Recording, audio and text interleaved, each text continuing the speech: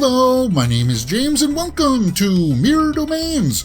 And this is the best of the decade countdown year in review for 2012.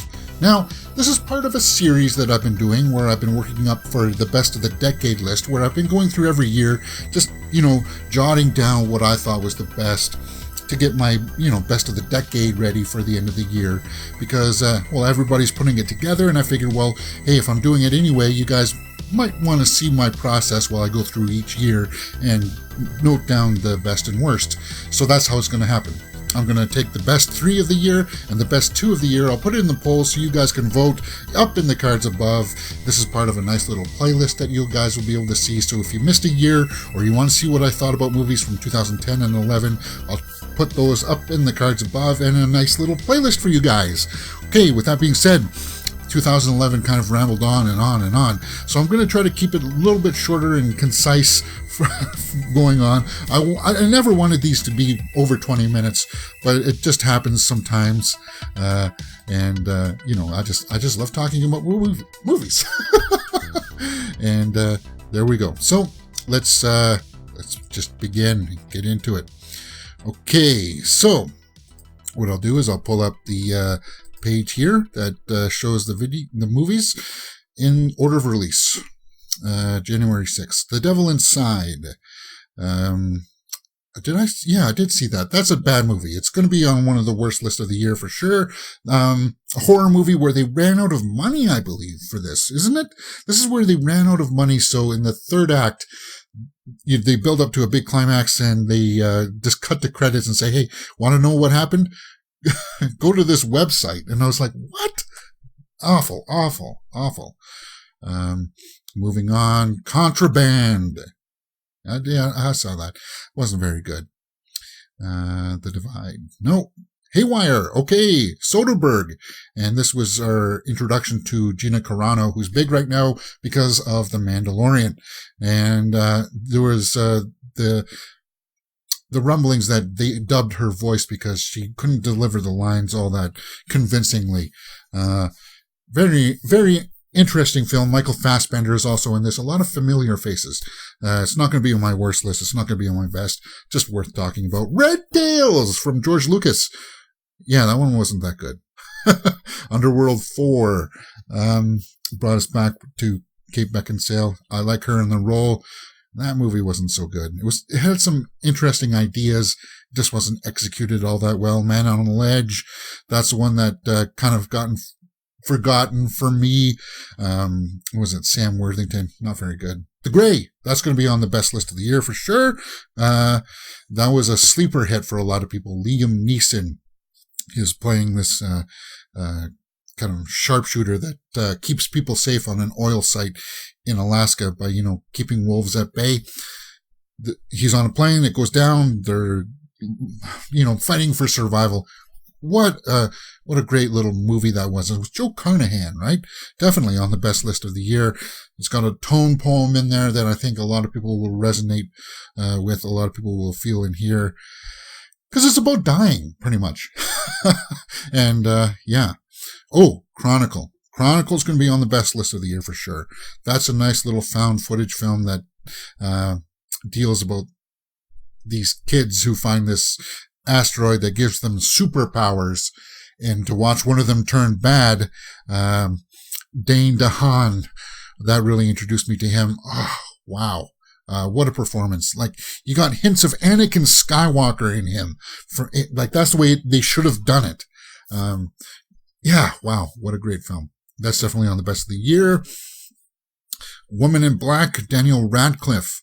Not so good. That one was mediocre.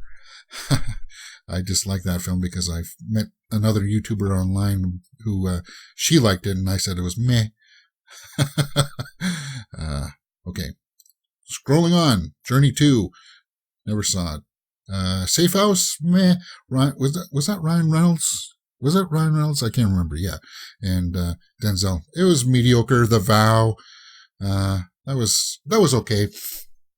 Ghost Rider 2 may be on the worst list for a lot of people out there because of the story not doing all that well and was just kind of laughable. I like the attempt at the stunning visual cinematography, but it landed flat. It's not on my worst list, but it could be on some of yours. This Means War, a failed love story that, I don't know what they were thinking. Tom Hardy and Chris Pine are fighting for, Reese Witherspoon. Yeah. Act of Valor. I like that one. I think this one was shot with actual real people, right? With real, veterans. Yeah. Yeah, I like that one. That was a small little film. I like that. It was really well done, and it paid respects to people who fought in, those wars. Wanderlust. That's going to be on the worst list for the year for sure. It was billed as a comedy, but it fell flat. Huge. Paul Rudd too. Yeah, that's not that good. Jennifer Aniston was in that too. Not very good. Project X, The Lorax. Meh. Silent House, a film that was trying to be shot all in one take. Elizabeth Olsen was in that. Very interesting. Just to find out where they actually did do cuts. I mean, you can't shoot it all 100%. So there are cuts in there. They're just cleverly hidden. And it's just kind of an interesting premise movie. It's not on the best. It's not on the worst for sure. 21 Jump Street will be on the best list of the year for sure. It's one of the better comedies of the decade. I should probably note that too. Just a really funny film. I think it caught a lot of people off guard with how good it actually was. The Hunger Games. Now that one was interesting because a lot of people had read the books and were anticipating this. Jennifer Lawrence just coming into her prime, showing us what she could do. I didn't like the direction of it because it had a lot of that shaky cam stuff. Even when they weren't doing any action, it was kind of like, okay, we're walking from here to there, but it's shaky cam. The direction in it was terrible. The Raid Redemption, a foreign film, that's going to be on a lot of people's best list of the year. Just because of the action. Bully, never saw it. Dark Tide. Goon, sleeper hit, like that. Sean William Scott. It's about hockey. Of course, hockey is part of my blood. I'm Canadian. Intruders, never saw it. Mirror, Mirror. Wrath of the Titans. That's going to be on the worst list of the year. I don't know what they were thinking. I just, a sequel to, Clash of the Titans. And, I don't know. It was just a mess. Complete mess. American Pie Reunion. I liked it. It was a comedy. I thought it was, it was okay. It was nothing terrible though. Never saw Badass. Lockout. I liked Lockout. Nice little film about, a prison hovering up in space, and Guy Pearce has to go in there. That was okay. Nice little film if you haven't seen it. The Cabin in the Woods. Yeah, now this one, should I put it on the best list? It's worth noting at least. This was a script that had been written over a weekend and then was shot and then was put in the can for like years and didn't resurface until, Chris Hemsworth started to get some notoriety. And it was a nice little horror film that poked fun and also drew from a lot of inspirations of that genre. So it's got a lot of familiar things in there that people will recognize. It's worth noting, but it's not the best and it's not the worst. Three Stooges will be on the worst list for sure. That one was terrible. It was awful. 2012. Yeah, not very good. The Lucky One. No, never saw it. I'm aware of it though.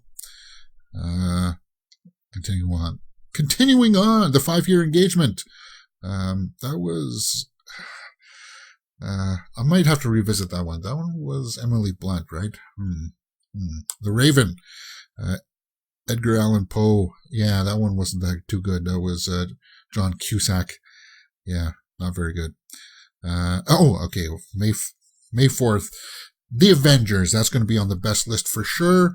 They were building up towards having all of the big heroes in their first big come together film. Like this was like the first big one, and it didn't disappoint for sure by far. It was really just wow. And some of the shots in it are so iconic, like when they all land down and we're going around them in a 360. Oof, that one was definitely breathtaking. I like that one. That's on the best list. Probably number one, too. Dark Shadows. That's going to be on the worst list for some people. It's definitely not going to be on the best list. Maybe for the obscure Tim Burton fans out there, they'll put Dark Shadows. But for me, it was not that good. I felt it was a huge disappointment, but it's not the worst. The Dictator, actually, I found that kind of funny. That was funny. I liked The Dictator, but it wasn't the best. Oh, Battleship. Battleship will be on the worst for some people. I don't know what they were smoking. Who directed that? Peter Berg, right? Yeah. Rihanna. Yeah. Men in Black 3, that wasn't very good. Moonrise Kingdom is an art house film that a lot of people will like. That'll be on the best list for a lot of people. Why am I not thinking of the name right now? Piranha 3D. That'll be on the worst list. It's just schlock. Once you realize that it was schlock, they knew they weren't dealing with good material. So I can't really say that it was the worst movie of the year based on that. They knew that they were not making good stuff. It was just schlock. Snow White and the Huntsman could be on the worst list for the year because they were trying to actually make a good movie and it just fell flat. But they had something with Chris Hemsworth being the Huntsman, which is why they got a sequel. I just felt like it was, Kristen Stewart as Snow White. That was a huge miscasting right there. Prometheus will be on my best list of the year for sure because I just like the tone. I like the cinematography. I like the score. I have a thing for Noomi Rapace. I just like her a lot. I think she's a great actress. I know that a lot of people won't like it. That may be on people's worst list. So that's a controversial pick of the year for me, for sure. Because people were expecting huge things from that and, it didn't deliver what they were expecting. Rock of Ages, Tom Cruise sings. Yeah, do you like that? Did you like that? Not really. That's my boy. Yep, this is where Sandler was really on the decline. And you watch the trailers for this and he's like, what's up? It's like, no. No, it was no good. Terrible. It's going to be on my worst list of the year for sure. That's my boy. Abraham Lincoln Vampire Hunter. It was worth a lark. It was funny. It was just meh. Brave. Meh. Oh, Seeking a Friend at the End of the World. This one is a drama. It's a slower character study. Steve Carell doing some dramatic chops. I like that. Keira Knightley, and I like the way that if you're looking for like one of those bummer endings, this is a bummer ending. Well, I mean, it says it right in the title, The End of the World. What do you think happens? But it's curious to see these two struggle. They find each other and have to come to terms with what's going to happen. Worth checking out. It's going to be on my best list of the year for sure. Okay, continuing. Magic Mike Soderbergh. That may be on people's best list. For me, it's not. People like us. Ted.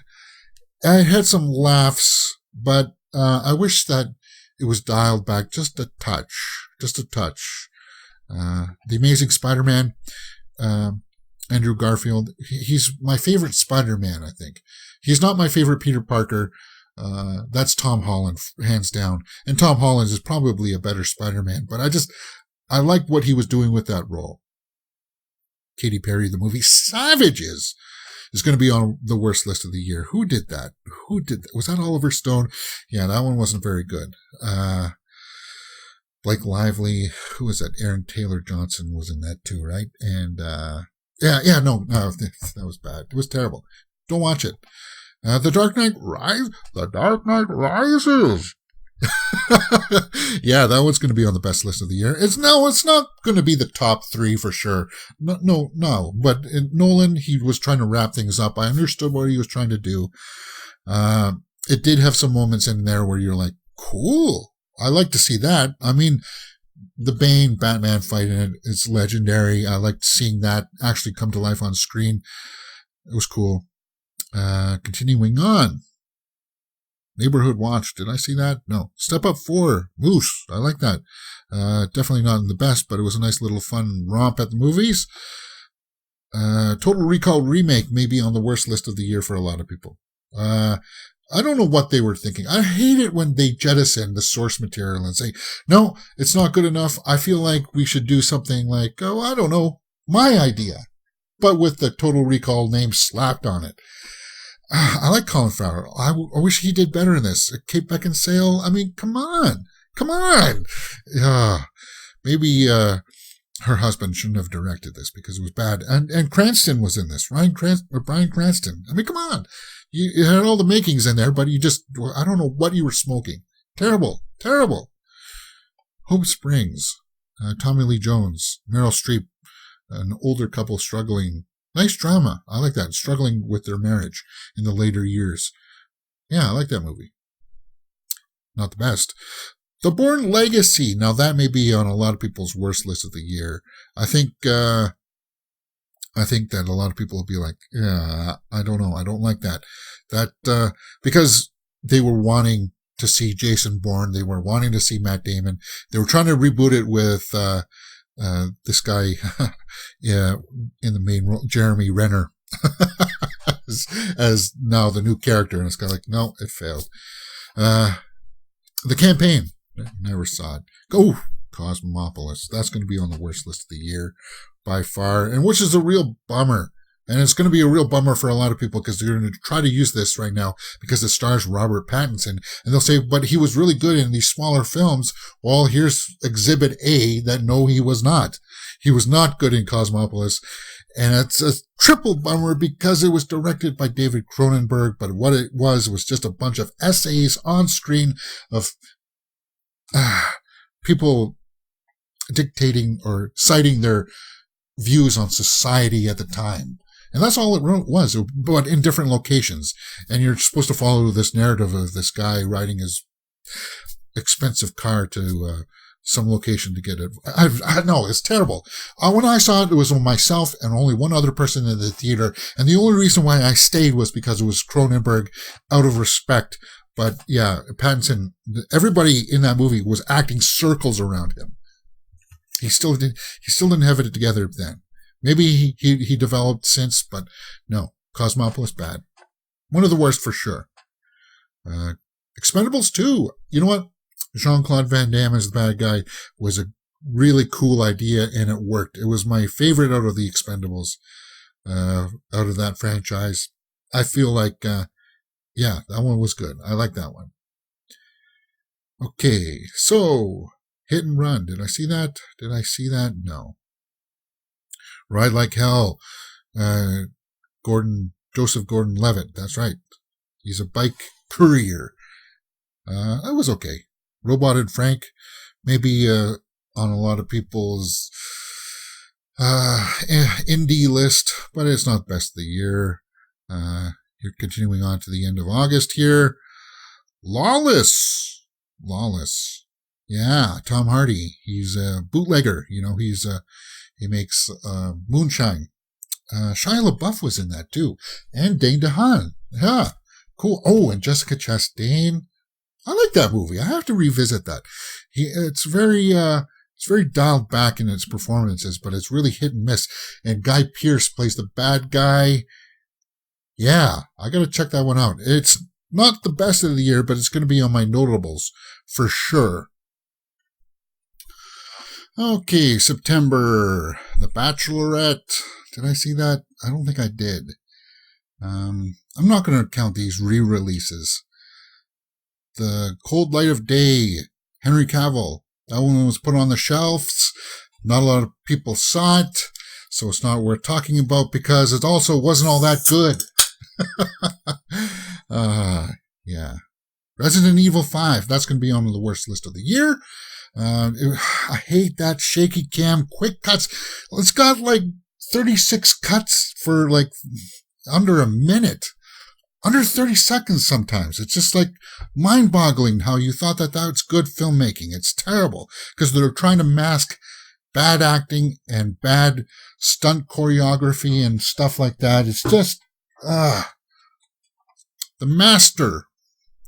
That's going to be on a lot of people's best list of the year. Joaquin Phoenix, Philip Seymour Hoffman, and wow, just great performances there.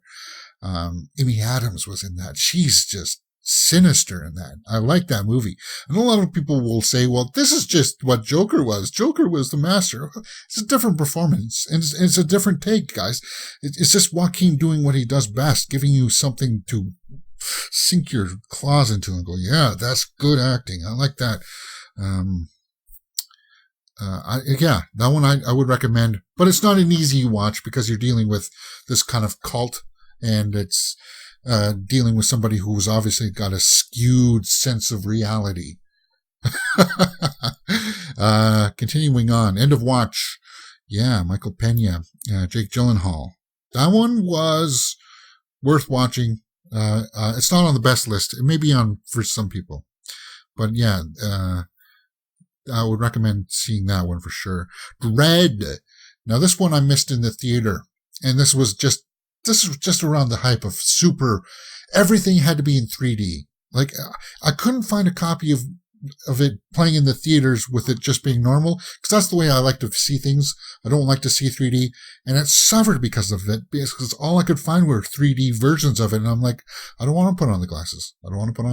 Because I had to put glasses on top of these glasses. And I just, like, I never saw it. And it's a real shame, because when I did go back and see it later on, I loved it. I thought it was a great adaptation. I thought it was like, yeah, Karl Urban, great. He was great. I missed it. Bummer, man. You guys, you screwed up with that. It was a real bummer, because if it was successful, it could have made more. It was a smaller, confined film. It was beautifully done. House at the End of the Street, Jennifer Lawrence, not worth noting. Yeah, I'm sure she wants to forget about that one too. Perks of Being Wallflower, that'll be a lot on people's indies list. It's not on mine. Yeah, Ezra Miller, we got introduced to him. Emma Watson, I'd watch it for her for sure.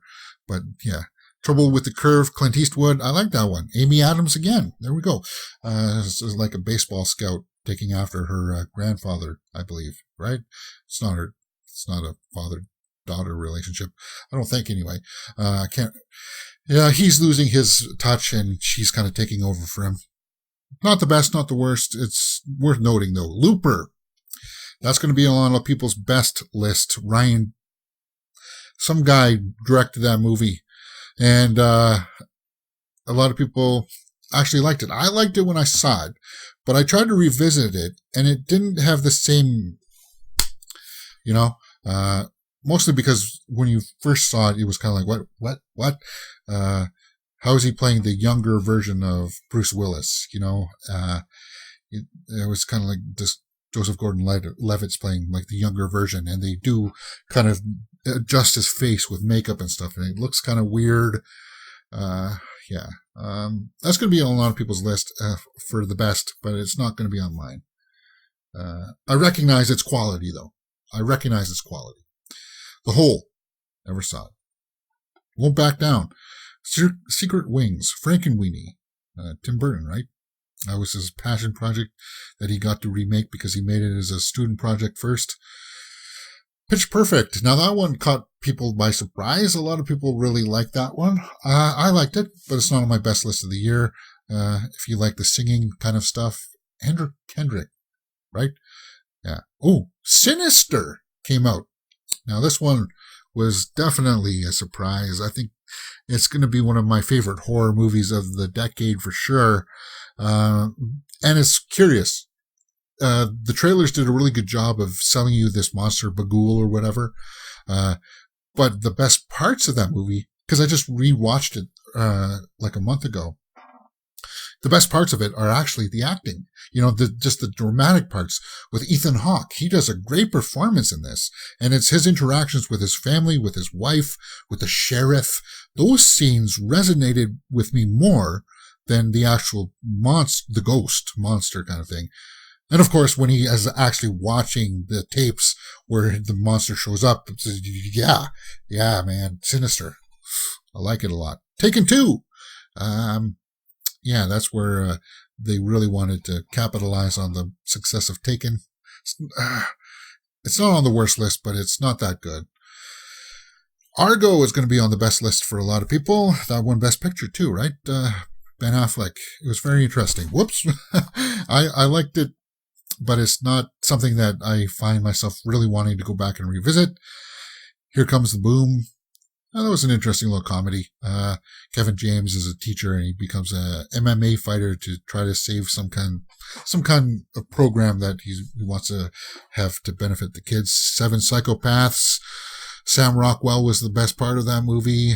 Yeah, that was worth checking out. Paranormal Activity 4. No, not very good. Terrible. But it's not on the worst list. Alex Cross, that's going to be on a lot of people's worst list. The Medea guy. I can't remember his name right now. Why am I not pulling it? It was a worthy attempt, but it had some editing problems. Cloud Atlas. Chasing Mavericks. Let's talk about Cloud Atlas. That's the Wachowskis. A big scope film that they were trying to show characters in different different times. And it was an interesting study of them doing different makeup and acting differently character-wise. I liked it for that, but it just didn't resonate. It went on a little too long. Some stories I felt like didn't actually align. It's a curious film.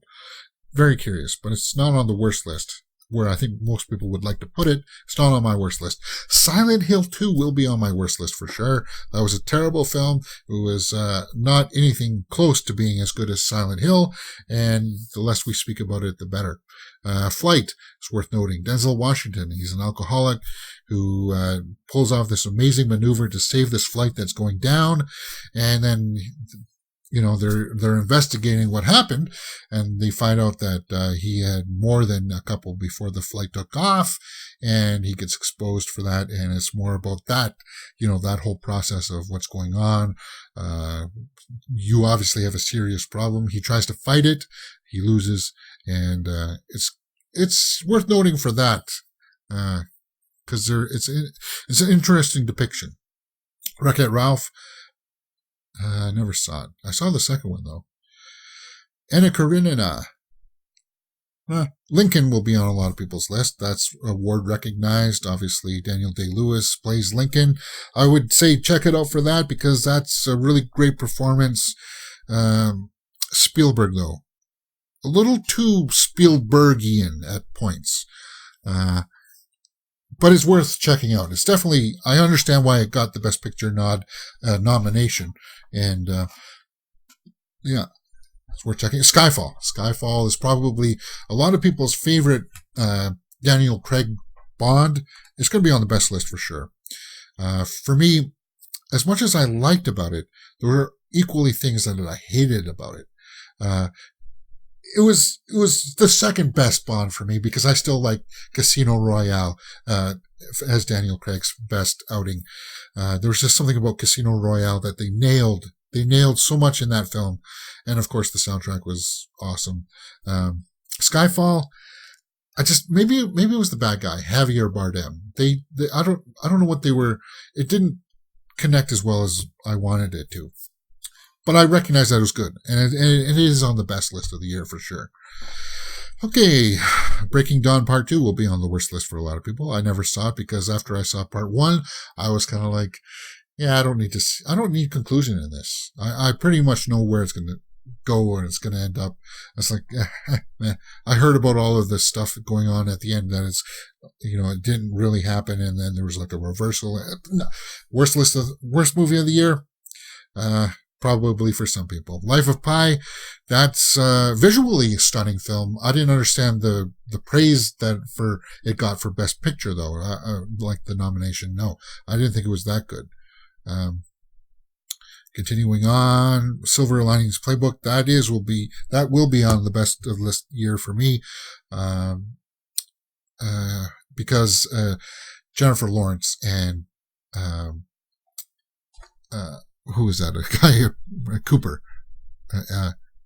I just felt like they did a good job, and of course, I think I fell in love with Jennifer Lawrence in this movie. This is where I really, really was like, she's good. She's really good. I like her style. I like the way that she approaches this role.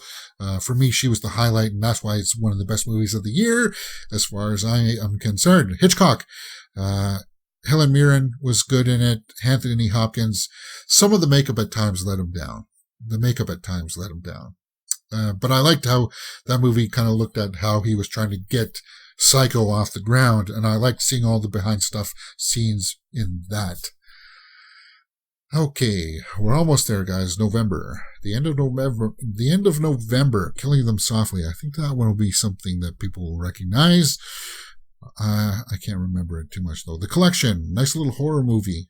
Sort of got vibes of Saw, where this person has kind of got like these traps set up, and he's collecting these people. And it got a sequel, too. I'll have to revisit that one.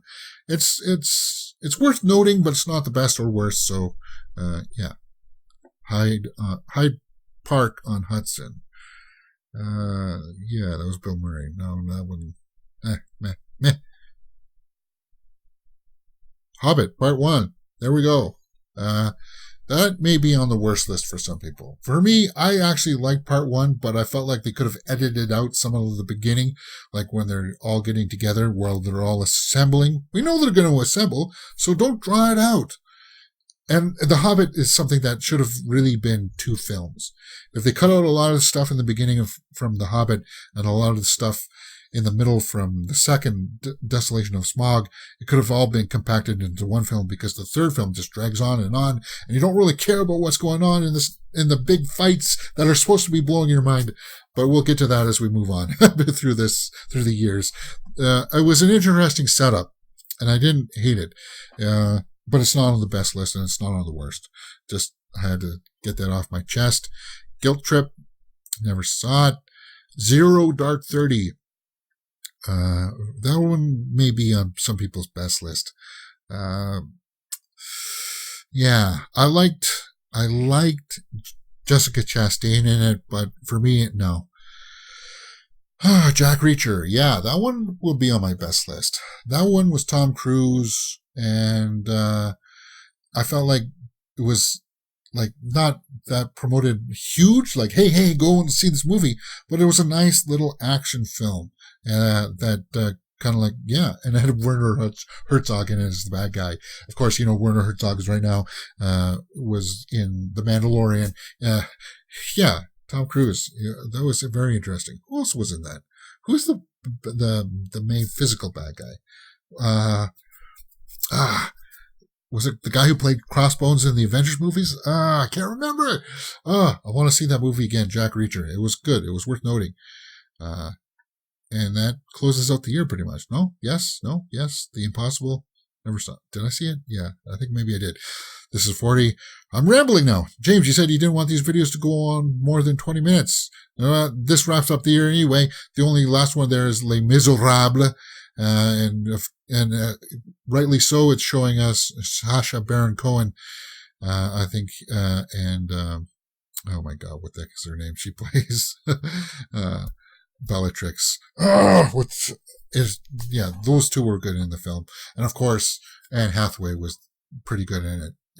It's not on the best list, but it's not on the worst. It could be on the best list, but it's not there. Okay, so that's it. That's 2012. Actually, not that much of a memorable year. So let's just pull up my little spreadsheet here and just kind of wrap things up so I'm not rambling on. And we'll move on to 2013 at the end of the week here. Okay, so here's some of the ones that I picked out. I'm figuring for the best 3, I'm going to put down The Avengers for sure is number 1. That one is definitely on the best list of the year. I could maybe put The Master. I'm putting The Grey though. The Grey is going to be on the list. So we got Avengers, we got The Grey, and oh God, this one is going to get me so many controversial things. There's so many other goods. Django Unchained Django didn't come out that year, did it? Why didn't I see Django did come out. Oh, that's got to be on the best of the year list. For sure, right? For sure. Django Unchained? Come on, Tarantino. That was great. Oh, Leonardo was so good as Candy. What's one am I going to do? My third one is Prometheus. I own it on Blu-ray, guys. I own the special edition on Blu-ray. I just, as much as I should put Django, Prometheus is just for me. It's just, I liked it. I saw it like 3 times in the theater. I liked the way that it made me feel. I liked the environments they created. It was shot better. But Django Unchained should be there, guys. Django, maybe I should change it up. Let me know in the comments. Maybe this year I will put 4. Maybe I will put 4. I'm going to do that in the poll. But, yeah, it's in the poll. Django Unchained is going to be on the best list of the year. As far as the worst, we got some ripe ones to choose from. I'm putting Cosmopolis because, as I said, it's a bad film. It's not that good, but it suffers from the double bill of being terrible, but also my expectations of it being a Cronenberg film. I expected better, and it let me down on those 2 fronts. The second worst one it's a toss up. I'm saying Wrath of the Titans is one of the worst movies of 2012. So that's it. You're getting 4 choices for the best of the year and 2 for the worst in the polls up above. Check it out. That's 2012, best of the decade, year in review, recap and review. Pay attention towards the end of the week where we'll do 2013. And I think that this one was better and more concise. Okay. Pay attention to the cards. There's a playlist and that you guys can follow for this as we get ready for the best of the decade, counting down at the end of the year here. That's it. YouTube is recommending a video for you to watch right there. You can see my latest one just right up here. My name is James and you're watching Weird Domains. If you've liked what you've seen, please hit that thumbs up button and subscribe.